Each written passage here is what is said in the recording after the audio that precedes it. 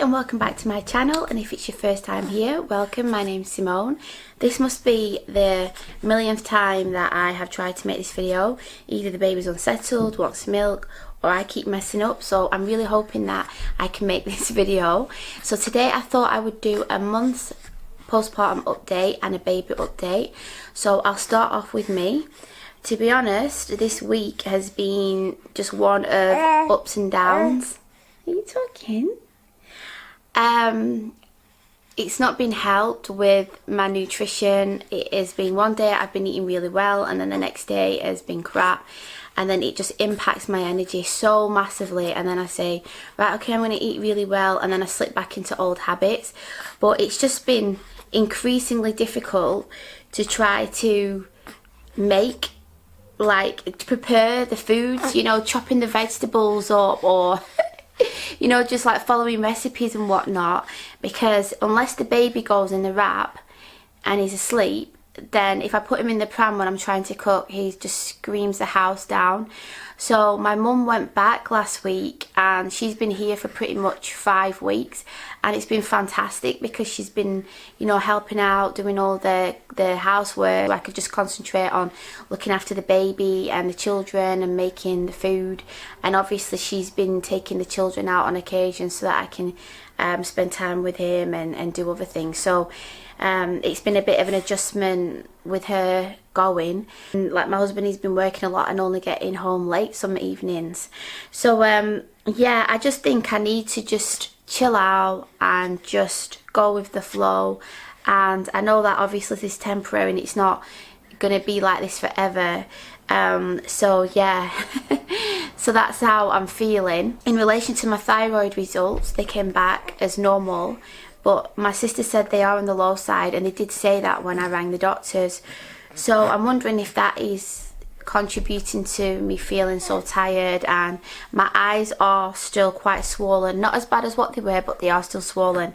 So I'm in the process of getting another test, but there's another element to it which they didn't test at the doctors, the T3. So I am going to get the test again, and hopefully that will be able to help me establish whether it is a thyroid issue or not. Later on today we are going to be going shopping and getting loads of nutritious foods, and I am really going to try to, I don't know, write something down, like a plan to try to stick to, in order to make sure that I am eating well, and see if that can really help with how I'm feeling and the symptoms that I'm having. In relation to the bleeding, it has pretty much all gone now. It threw me a few times though, as you know, like a period where it's really red and then it gets like a browner colour and then it goes. It did do that in some instances, say for like a couple of days, and then all of a sudden it would catch me off guard and then it seemed to start again. It's never been super heavy after, say, like the first couple of weeks, but I would say now it does seem to be totally going now. I will be having my 6 weeks checkup soon. I think that'll be like next week or potentially the week after. I've not made the appointment yet, so I really do need to make that soon. And I do need to get the baby registered with the doctors as well, because we got his birth certificate a couple of weeks ago and they gave us the forms to take to the doctors, but it's just been that hectic that I've not got around to doing that, so I will do that soon. And so yeah, I think that's all there is in relation to me. Oh, another thing, I've not been really concentrating on how much I weigh, because I know that with each baby it takes me about 18 months for the weight to come off and for me to feel like pretty much back to normal. So the last time I weighed myself, it was probably about a week ago, and I think I don't think I've lost any more weight. I've probably lost the baby in the placenta still. I am fitting in some of the bigger size jeans that I had, but I'm no way back to the size that I was before I got pregnant. But like I said, I wasn't expecting that as well. So I'm just gonna take my time, obviously, with the weight loss, and I'm not exercising or anything at the moment. When I get the go ahead after the 6 weeks, I probably will just start incorporating maybe a little bit of like Zumba or like aerobic exercise in the house, but I won't be going to the gym or anything, because one, I do like the gym, but it's just difficult to try and get there when we've not got any family here, and Ryan's working a lot and I've got the children, so I just don't think that I would get the value out of it, to be honest, like a membership. But you never know, maybe in the future. So I'll talk about the baby now. So yeah, he's been doing really great. There's no pattern really to when he's having a nap or how long he's going to sleep in the night. Sometimes he'll wake up every hour for milk, other times he'll wake 2 hours or 3 hours, it just depends. If he's in the wrap during the day, then he will sleep for hours and hours, and like I said, I can get things done. The pram, he will not go in the pram really anymore. He just screams and screams and screams. Yesterday we went out briefly and he was chilled out, and then as soon as I stopped the pram in a shop, he woke up and he was screaming like crazy, so I had to get him out. So I had Kayla pushing the pram, Neighbour was chasing pigeons, he was crying when we was outside the shop obviously, and then Kayla was running fast with the pram, and then it tipped over and all the things underneath fell out, and it was just so stressful, especially with me feeling so tired. So yeah, I just had to carry him around with me yesterday without the wrap, because he just would not go back in the pram. So and another thing as well, I bumped into the midwife who was there when we gave birth, and she was saying how lovely he is and how much he's come on since the last time that she saw him, which was really nice. And she got to meet the children as well, because she never got to meet them. She wasn't on shift when we was in the hospital, but he is just more alert, and his head strength, he just always wants to be sat up like this, and he wants to try and stand up. He gets really like angry, it seems like, when you're not letting him stand up a lot of the time. And he is starting to smile a lot more. We had a little bits of smiles, but now it is more regular. And he also likes to coo a lot and imitate the sounds that you're making, especially when Ryan's doing it. And then when he's agitated, like now, his hands will go all over, then he'll start making these faces, and then he'll give like a little shout like he just did. Hey, what's to do? Hey. So like now he's oh dear me. So yeah, this is what he's like. It's like he's giving you a few minutes to do whatever he wants, and then if you don't, then he'll go into full-blown crying. So I've fed him, he's changed. The only thing that I can think of that it is that he wants to be in a different position, or he's tired. He's not had a nap now for a while. He's been awake for maybe an hour or more. He is waking up for longer stretches of periods. I would say that, like yesterday, it felt, I mean, I might be wrong, but it felt like he was awake most of the day. It's lovely, but obviously when you've got the other two children to look after, and if he's not just wanting to sit there and chill out and you're having to keep him occupied, it can just be a little bit difficult. But I don't want to be just coming across like I'm sounding like I'm moaning the whole time and everything. I would say that he's not having as many dirty nappies as he was in the beginning. Maybe it'll be 2 a day, which is normal for a breastfeeding baby.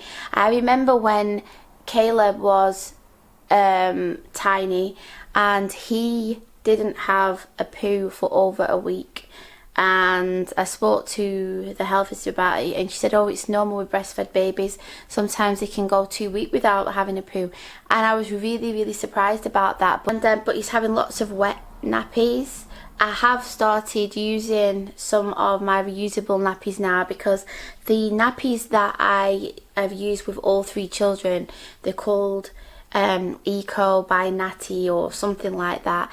I get them from Boots, and they used to be biodegradable and better for the environment, and they were fantastic, and you hardly ever got any leaks.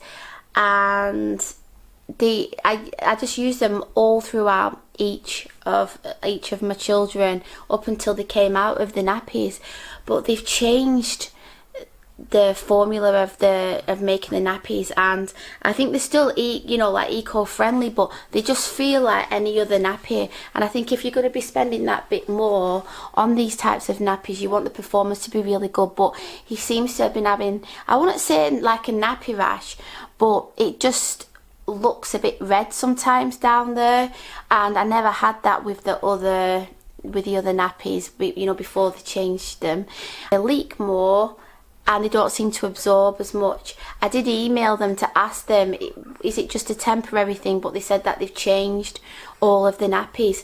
So the nappies that I've got, they was on sale, and I didn't understand why, but it must have been because Boots was getting rid of all these nappies before the new ones came in.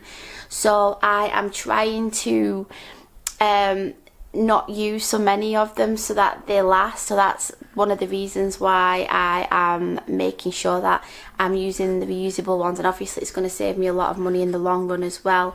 So I'm getting on okay with them. I stocked up on these other nappies before they change them, so I've got maybe about 20 or 30 left of the size 2, which is in at the moment, and I've got packs, I think about 3 packs of size 3 as well. So I am going to use them maybe on an evening and then just use reusables during the daytime. Clothes size wise, he's still fitting in a lot of his clothes that are up to 1 month, but he is fitting in 0 to 3 months as well now. And the weather is really changing, so I am going to see what kind of clothes I've got for winter for him. His hair seems to be growing a lot more as well, and it's really starting to get curly. It's still super soft. Hi, you talking? Let's give... Hi. Hi. This is what he loves to do. The cooing, like I said, when he's talking to you. Okay, okay. Yeah, his hair's really starting to curl, but I don't know at this age what kind of curls he'll have. Usually it's only around about, I would say about the 6 to 7 month mark that I can tell what kind of texture hair they're going to have. Well, that's what happened with my daughter and my son. If you've seen videos with them before, you'll see that my daughter's got more textured hair, that like what my husband's got, and then my son's got my type of textured hair, like Afro-Caribbean hair, because like my dad's from Jamaica, so we take more after him. So yeah, it's going to be so interesting to see what type of hair he's got. And they had loads of hair, but he seems to have quite a bit more, so I'm wondering whether he is going to end up with hair down his back like both of my children. His eye colour, my children's eyes had changed totally to dark brown by this age.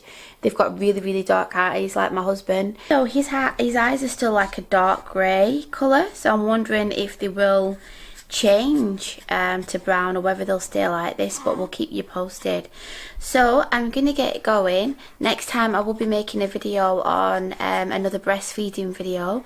So if you like this video, then please give it a thumbs up, and if you've not already subscribed and you'd like to see more videos, then please click the subscribe button. Thanks for watching, and I'll see you next time. Bye. Bye bye.